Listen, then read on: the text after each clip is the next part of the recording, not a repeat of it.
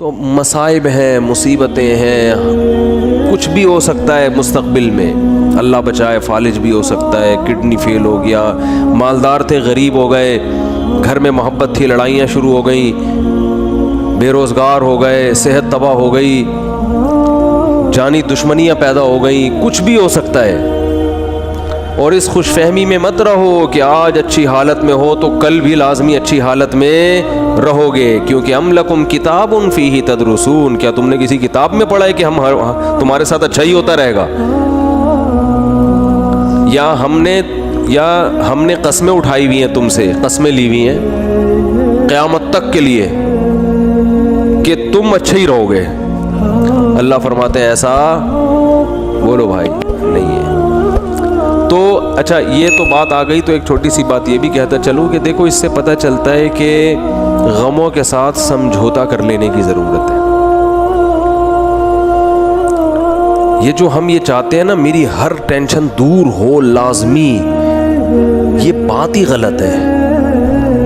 اگر کوئی آپ کو سکون کا یہ نسخہ بتائے کہ آپ کے سارے مسائل ٹھیک ہو جائیں اور ٹھیک کرنے میں لگے رہیں تاکہ آپ کو سکون ملے، ٹھیک کرتے کرتے زندگی تباہ ہو جائے گی، مسائل ٹھیک نہیں ہوں گے۔ انہی مسئلوں میں ہی خوش رہنا ہے۔ سمجھ رہے ہو کہ نہیں سمجھ رہے؟ تو مسئلوں میں خوش رہنے کے شریعت نے بہت سے طریقے بتائے ہیں۔ ایک طریقہ کیا ہے؟ اپنے سے کمتر کو دیکھا جائے، اپنے سے کمتر کو۔ میرے پاس خواتین کہتی ہیں میاں ایسا میاں ویسا، میں نے کہا چرس تو نہیں پیتا میاں آپ کا؟ نہیں بھائی چرسی نہیں ہے، اللہ کا شکر ہے چرسی نہیں ہے، شکر ادا کرو چرس نہیں پی رہا، ٹھیک ہے نا۔ میاں کیا ہوتے ہیں آج کل بہت سے، بولو نا، چرسی بھی ہوتے ہیں۔ بھائی میاں ٹائم نہیں دیتا، وہ بھائی رات کو تو گھر میں آ جاتا ہے نا، ہاں رات کو آ جاتا ہے، باقی سارا دن دوستوں میں بیٹھے رہتے ہیں۔ ایسے ایسے میاں بھی ہیں آوارہ گردی میں ہی لگے رہتے ہیں، رات بھی گھر میں بیگم کو ٹائم بولو نا نہیں دیتے۔ تو اپنے سے کمتر کو دیکھو نا۔ میرے میاں جو ہے نا وہ خرچہ نہیں اٹھاتے، او بھائی بنیادی نان نفقہ مل رہا ہے، روٹی، دوپہر کا کھانا، رات کا۔ وہ خاتون کہتی ہے نہیں صرف یہی تھوڑی ہوتا ہے، مجھے پتہ ہے یہی نہیں ہوتا، لیکن بہت سے یہ بھی نہیں کر رہے ہوتے، بہت سے یہ بھی نہیں کر رہے ہوتے۔ پھر عورتیں ترستی ہیں کہ چلو آدھا تم کر لینا، آدھا راشن ہم ڈال لیں گے، شادی تو کر لو، ٹھیک ہے نا، کوئی اچھا میاں تو مل جائے۔ یہ کم از کم پورا خرچہ تو اٹھا رہا ہے، اگرچہ وہ پورا اتنا نہیں دے رہا جتنا عام لوگ دیتے ہیں، گزارا تو ہو رہا ہے نا، میاں کا نام تو لگا ہوا ہے۔ ساس کے مسئلے بہت گھروں میں، ساس یہ کرتی ہے، ساس وہ کرتی ہے، تو میں بتاتا ہوں ساسیں تو اس سے بھی زیادہ خطرناک ہوتی ہیں۔ تو نبی، اچھا مرد کے بارے میں بھی ایسا ہی ہے، بھائی بیگم یہ نہیں کرتی، وہ نہیں کرتی، یہ نہیں کرتی، ابے فلاں کی بیگم کو جا کے دیکھ، ٹھیک ہے نا، فلاں کو جا کے دیکھ، تو شکر ادا کر۔ ایک صاحب نے بڑے دیندار تھے، وہ کہہ رہے ہیں یار میری بیگم جو ہے نا وہ صحیح پردہ نہیں کرتی ہے، میری بیگم جو ہے یہ کرتی ہے وہ کرتی ہے، دیندار نہیں ہے۔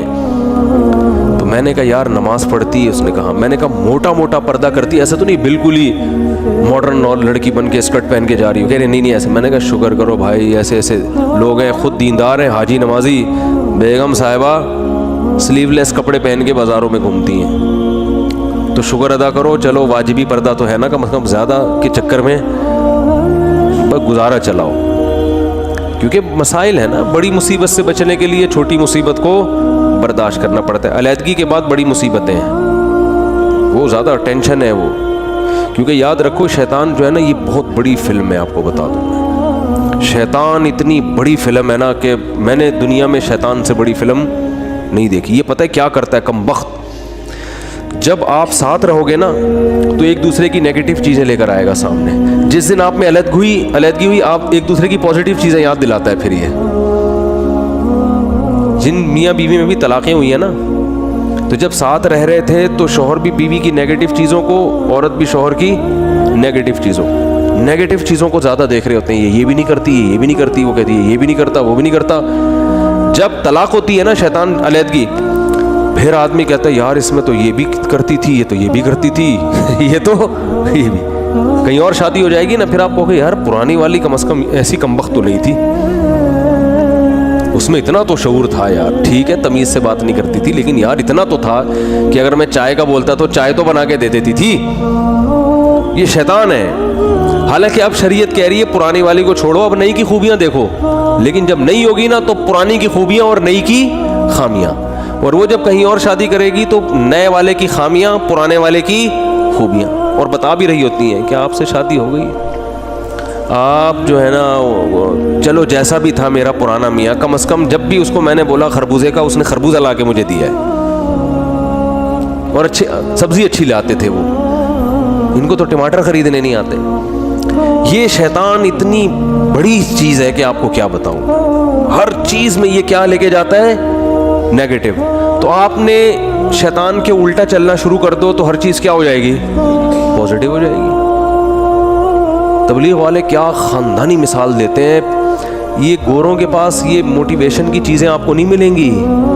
دیکھو تبلیغی جماعت میں کوئی لمبا چوڑا سلیبس نہیں ہے کہ کوئی بڑی زبردست ورک شاپ کروائی جاتی ہو ہیں, کہ جس میں جناب کوئی موٹیویشنل اسپیکر جنہوں نے یورپ سے ڈگریاں لی ہوں لوگوں کو گائیڈ کرنے کی, اور وہ جناب آ کے بڑی خاندانی قسم کے ہوٹل بک کرا کے بڑا پروفیشنل اسٹائل میں لوگوں کو سمجھا رہا اور اس کے تجربے ہوں, ایسا کچھ بھی نہیں.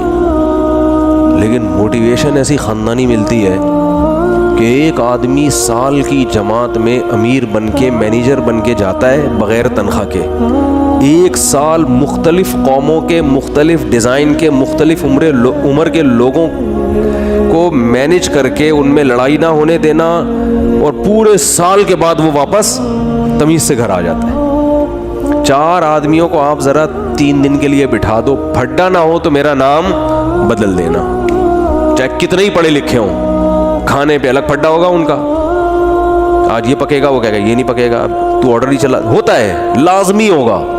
یہ تو اس لیے نہیں ہوتا کہ جب پھڈے کا ٹائم آتا ہے تو ہم جدا ہو جاتے ہیں نا, بیٹھے گٹر کے ڈھکن پہ 2-4 گپ شپ لگائی بات کی, پھڈا ہونے سے پہلے ہی کیا ہو جاتے ہیں الگ. 3-4 دن کسی کے ساتھ رہو, ایک ہدف ہو, تو آپ دیکھو چھوٹی چھوٹی باتوں پہ جھگڑے شروع ہو جائیں گے آپ کے, چھوٹی چھوٹی باتوں, کھانے پہ جھگڑے شروع ہو جائیں گے. بہت دیکھیں ہم نے, 1 سال کی جماعت ہوگی, پیدل جماعت ہوگی, گرمیاں ہوں گی, گاؤں دیہاتوں میں لاکھوں پتی, امریکہ سے آیا ہوا آدمی بلوچستان کے پسماندہ علاقے میں ٹوٹے پھوٹی مسجد میں قیام کیا ہوا ہوگا, اس نے لوٹے سے استنجا کر رہا ہوگا, وہ ٹیشو سے پھر بھی بہتر ہے بھارت, لوٹے سے کیا کر رہا ہوگا, استنجا کر رہا ہوگا. تو یہ موٹیویشن کہاں سے ملتی ہے ان کو بھائی, اس میں کیا الفاظ ہیں, 2-4 چھوٹے چھوٹے لفظ ہیں جو اسلام نے دیے ہیں اور وہ یاد کیے ہوئے. اسلام نے کیا کہا ہے بھائی, بدگمانی مت کرو, مثبت سوچو, یہ کہا ہے نا. صحابی نے عرض کیا تھا یا رسول اللہ, ایک صحابی نے دیکھا نا آپ کی کیا نیکی ہے کہ نبی نے آپ کو دنیا میں جنت کی بشارت دی. انہوں نے کہا کچھ بھی نہیں, رات کو سب سے دل صاف کر کے سوتا ہوں, رات کو سوتا ہوں تو کیا کرتا ہوں, دل صاف, کہ بھائی جس نے الٹی بات کی اس کو سیدھا کر لیتا ہوں. یہی ہوتا ہے نا کہ وہ یہ جو کہہ رہا تھا یہ غلط مطلب نہیں ہے, اس کا صحیح مطلب بھی لیا جا سکتا ہے. وہ فلاں جو مجھ پہ غصہ ہوا تو اصل میں حسد کی وجہ سے نہیں, اس کے دل میں میری اصلاح کا جذبہ بہت زیادہ ہے, اس لیے وہ ایکسائٹیڈ ہو گیا. سمجھ رہے ہیں کہ نہیں سمجھ رہے ہیں, دل صاف کر کے سونا یہ بہت بڑی نیکی ہے. تو وہ کتنا زبردست لفظ تبلیغ والے بولتے ہیں, پازیٹیو کوشش کرتے ہیں نا. آپ سوچو کہ بھائی بڑے کا ادب اس لیے کیا جائے کہ اس کی نیکیاں آپ سے زیادہ ہیں, اس کی زندگی زیادہ ہے تو اس کو زیادہ نیکیوں کا ٹائم ملا ہے, تو غالب یہی ہے کہ نیکیاں اس نے آپ سے زیادہ کی ہوں گی. چھوٹے پہ شفقت یہ سوچ کے کی جائے کہ اس کے گناہ آپ سے کم ہیں. کیا ہٹو بچوں مثال ہے یا نہیں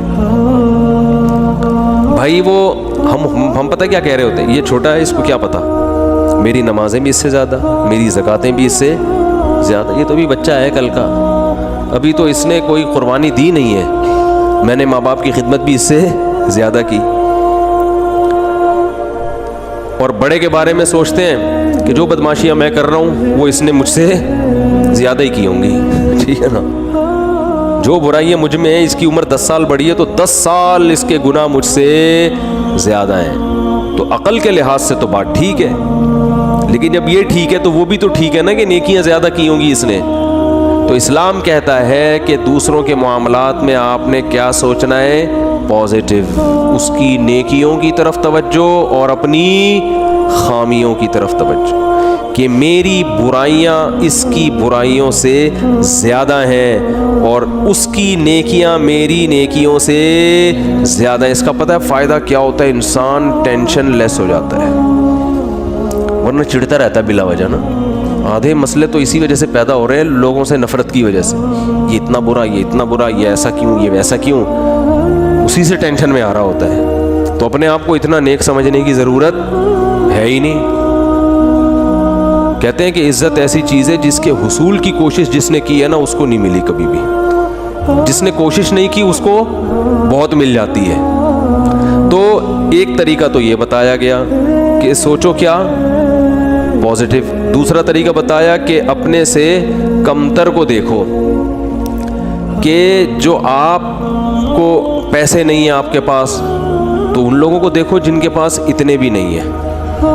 ایک صاحب کا فون آیا، 5 سال سے بے روزگار ہوں، گھر میں بھی صلواتے ہیں، باہر بھی صلواتے ہیں، ٹینشن میں. میں نے کہا بھائی جان گھر تو ہے نا، چلو صلواتیں سننے کو مل رہی ہیں لیکن گھر والوں نے نکالا تو نہیں نا، چھت تو ہے نا. یہ جو فٹ پاتھوں پہ پڑے ہوئے ہیں نا ان کے پاس رات گزارنے کے لیے چھت میسر نہیں. میں نے کہا گھر میں ناشتہ بھی مل رہا ہے، دوپہر کھانا بھی مل رہا ہے، صلواتیں سنانے کے بعد مل رہا ہے لیکن مل رہا ہے نا. اور صلواتیں باپ دادا کی طرف سے مل رہی ہیں نا، کوئی یہ تھوڑی کہ پڑوسی سنا رہے ہیں، وہ تو اپنے لوگ ہیں. تو اس لیے میں لوگوں سے 2 باتیں لازمی کہتا ہوں کہ ہسپتالوں میں بیماروں کو جا کے دیکھا کرو، جو خطرناک بیمار پڑے ہوئے ہیں نا، کوئی فالج میں نظر آئے گا، کوئی ڈائلسس پہ ہوگا، کوئی کیا عجیب عجیب آپ کو بیمار نظر آئیں گے. دوسرا عیدی سینٹر کے مردہ خانے چکر لگا لو آج اس لیے کہہ رہا ہوں کہ پھر اگلے ہفتے تک بھول جاؤ. یہاں سے جب بیان کے لیے جاؤ نا، بیان سے فارغ ہو کے تو عیدی سینٹر کے مردہ خانے کو ذرا ٹچ کرتے ہوئے. قبرستان میں تو اصل میں اس لیے عبرت نہیں ہو رہی، وہ مردہ تو نیچے چلا گیا نا، نظر تو آ نہیں رہا وہ. جب آپ عیدی سینٹر کے مردہ خانوں میں جاؤ گے تو بڑے بڑے فنٹر آپ کو برف کی سیلوں پہ لیٹے ہوئے نظر آئیں گے. بڑی امیدیں تھیں، ہم یہ کریں گے، ہم یوں کریں گے، ایسا کریں گے. فی الحال بحریہ ٹاؤن میں 3 پلاٹ تو لے لیے، ایک اور ہو جائے، طارق روڈ کی 2-4 دکانیں بھی ہو جائیں، ذرا آباد علاقہ ہے، اور دوسری شادی بھی ہو جائے. مفتی صاحب کے بہت سارے ہم نے بیانات سن لیے. اور پھر ایک سر دبائے گی، دوسری پاؤں دبائے گی، ٹھیک ہے نا. ایک صاحب مجھے کہنے لگے میں دوسری شادی کا سوچ رہا ہوں کیونکہ میرے گھر میں بیگم جو ہے نا وہ کام کاج کرتی ہے، میری خدمت، وہ کپڑے وپڑے اس طرح نہیں ہوتے، تو ایک اور آ جائے گی تو اس کا کام کیا ہو جائے گا، ہلکا ہو جائے گا. وہ اس طرح کر دے گی یہ گھر کے. میں نے کہا میرا خیال ہے کوئی مریخ سے آیا ہوا آدمی ہے بھائی تو، کیونکہ زمین میں لوگ اس طرح کی باتیں، نارمل آدمی اس طرح کی باتیں نہیں کرتا. مریخ سے آیا ہوا ہوگا کہیں سے، اس کو پتہ ہی نہیں زمین میں. میں نے کہا تو کر کے تو دیکھ. کہہ رہے ایک روٹی پکائے گی، دوسری سالن پکائے گی. میں نے کہا ایک روٹی سے، جس بیلن سے روٹی پکاتی ہے نا، ایک اس بیلن سے تیرا سر دھونے گی، اور دوسری جس چمچے سے کھانا پکاتی ہے اس چمچے سے وہ چمچہ تیرے سر پہ چلائے گی. تو آپ کہتے ہو یا تو کبھی ترغیب دیتے ہو کبھی ڈراتے ہو. تو میں ترغیب دیتا ہوں مگر اس نیت سے نہیں کہ ایک پاؤں دبائے گی تو ایک کھانا پکائے. یہ نہیں ہوگا.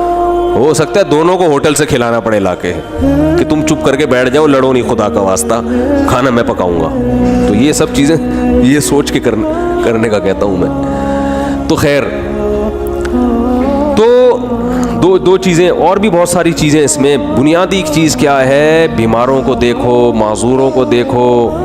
میں ایک واقعہ سنایا میں نے پچھلے ہفتے، پتہ نہیں یاد نہیں مجھے سنایا یا نہیں سنایا. ابھی میں سفر تھا میرا اسلام آباد میں، تو وہاں ہمارے ایک جاننے والے ملے. انہوں نے وہاں اسلام آباد میں ایک بہت بڑے تاجر ہیں، بہت بڑے تاجر ہیں، کروڑوں روپے کا بزنس ہے ان کا واقعہ سنایا کہ جوانی میں اس آدمی کی آنکھوں کی بینائی چلی گئی. کوئی بیماری ہوئی ہے، بس ایک دم بینائی چلی. ہو جاتا ہے بعض دفعہ کوئی ایسا اٹیک ہو جاتا ہے. وہ بیچارہ علاج کرا کے تھک گیا، اس کی بینائی واپس نہیں آئی. تو انہوں نے بتایا کہ وہ ایک دن نیچے نا اسلام آباد میں وہ بنگلہ ہے اس کا جہاں وہ رہتا ہے، نیچے ایک شکرکندی بیچنے والے نہیں ہوتے، کندھے پہ رومال ہے، شکرکندی بیچ رہے، شکرکندی نہیں سوری، یہ جو بھٹا بیچ رہے ہوتے ہیں نا، دانے، مکئی کے دانے بیچ رہا تھا. کہہ رہے ہیں اس نے اپنے دوست سے کہا اس مکئی کے جو دانے بیچ رہا ہے نا، آواز آئی نا وہ اس کی، تو اس کو جا کے بولو کہ یہ جب ان اسلام آباد کے بنگلوں میں گھومتا ہوگا احساس کمتری کا شکار ہوتا ہوگا کہ یار میری ایک ریڑھی مکئی کے دانے اور میں کیا کتنی ایک اس پہ 5 روپے بچا لیتا ہوگا زیادہ سے زیادہ ہے بھائی. تو میں غریب آدمی ہوں اور یہ کتنے بڑے بڑے لوگ ہیں جن کے بڑے خوبصورت بنگلے اور میں ایسا غریب.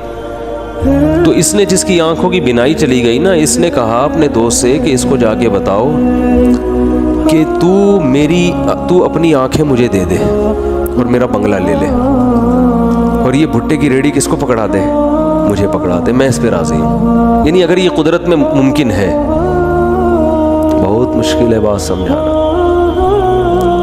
یعنی اس کو بتایا کہ اس کو سبق دلاؤ کہ احساس کمتری کا شکار ہونے کی تجھے ضرورت نہیں ہے, تو مجھ سے زیادہ مالدار ہے, میں اپنی پوری دولت بیچنے کے لیے تیار ہوں اگر مجھے کہیں سے بینائی میری واپس لوٹ آئے.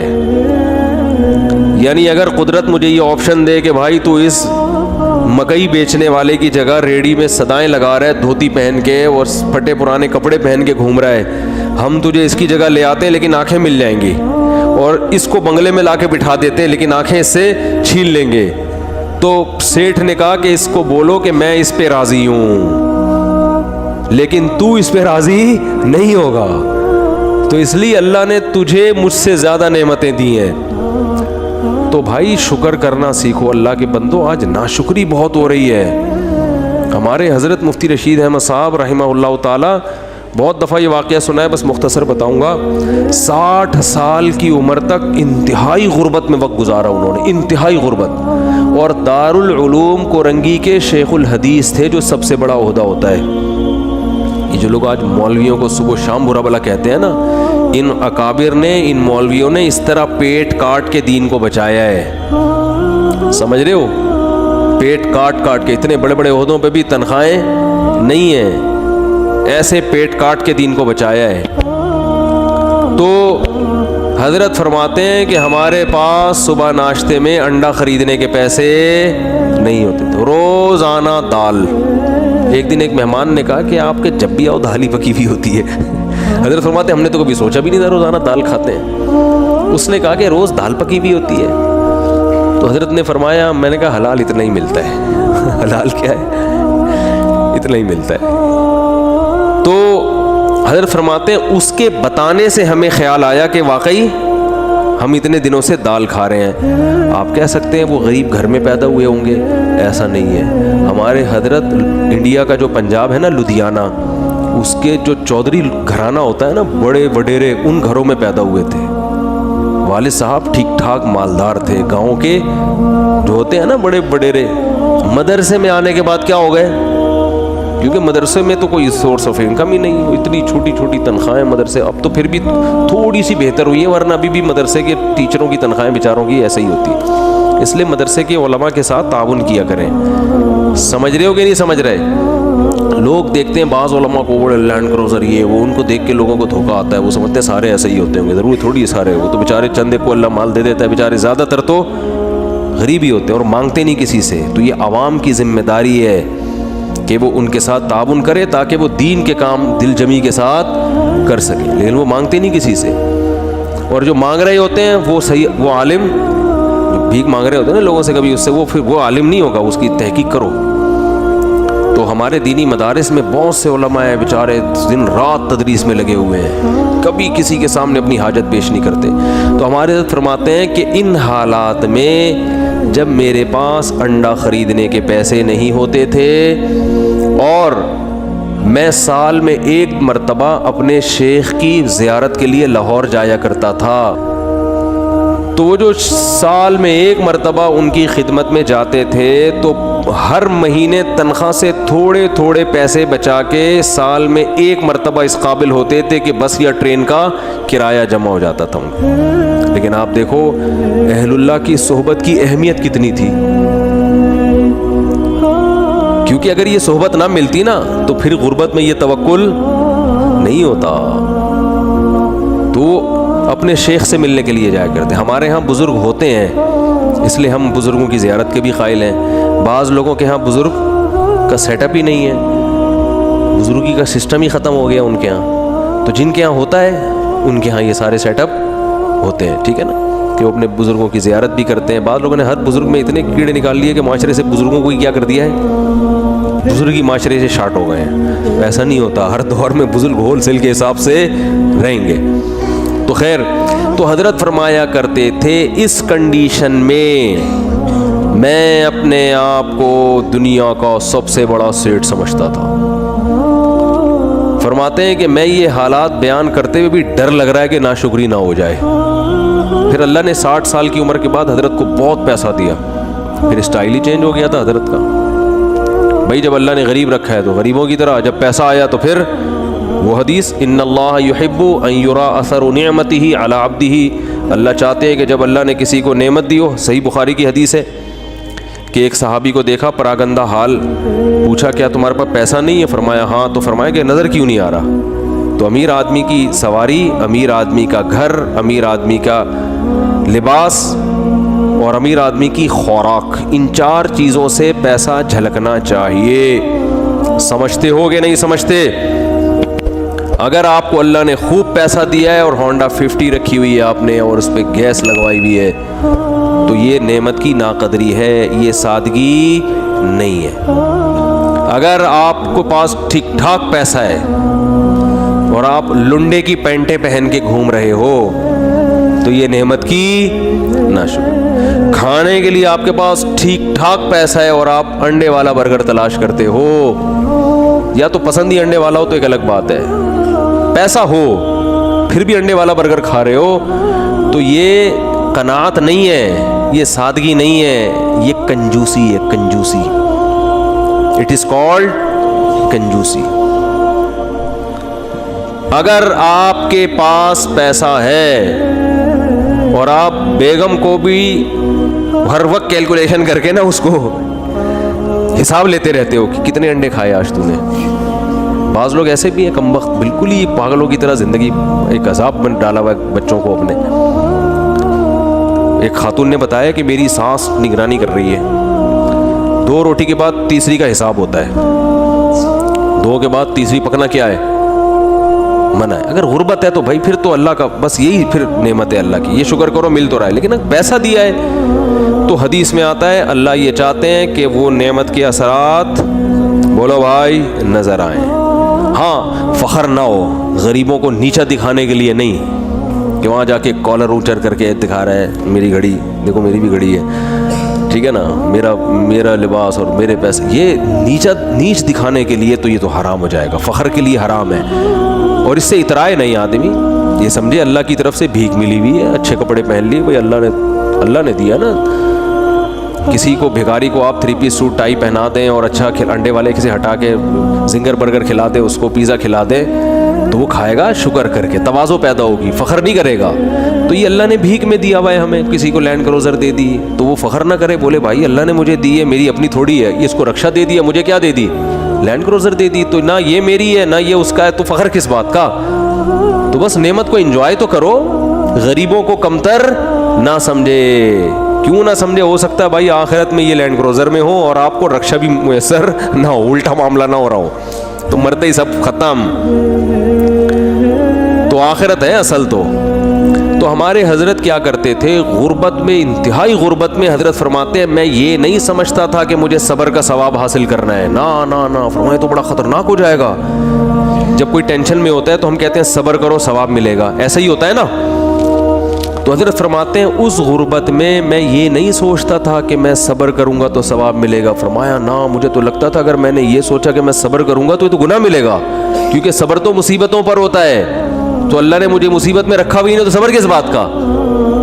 تو فرماتے تھے میں یہ سوچتا تھا کہ میرے اللہ کا اتنا فضل, وہ میرا 2 وقت روٹی مجھے دے دیتا ہے, 2 وقت کی روٹی مجھے, بولو بھائی, مل جاتی. فرماتے ہیں میرا گھر بھی ذرا غریب علاقے میں تھا, دور تھوڑا لوگوں سے, تو فرماتے ہیں میں سوچتا تھا بادشاہ ہمیشہ پبلک سے ذرا ہٹ کے رہتے ہیں, اسٹائل ہے ہمارا, پبلک میں نہیں رہیں گے, تھوڑا سا ہٹ کے, مزاج شاہانہ ہے نا. لیکن اس حالت میں بھی ایسا شاہانہ مزاج, ایسے رہتے تھے لوگ آ کے قرضہ مانگا کرتے تھے حضرت سے, وہ سمجھتے تھے بہت بڑا اسٹیٹ ہے کوئی. اور حضرت کو گرینری کا شوق تھا, پودے لگانے کا شوق تھا, تو پودے لگانے کے بعد نا پانی دینے کے لیے وہ نہیں خریدنے کے پیسے نہیں تھے, وہ نہیں پودوں کو پانی دیتے, وہ کیا ہوتا ہے فوارہ ہوتا ہے نا, کہتے ہیں ہم نے پھر جگاڑ کر کے کیلیں ٹھوک ٹھوک کے ایک اپنا گھر میں فوارہ بنایا ہوا تھا, ٹھیک ہے نا. تو پھر جب اللہ نے پیسہ دیا تو پھر ہٹو بچوں,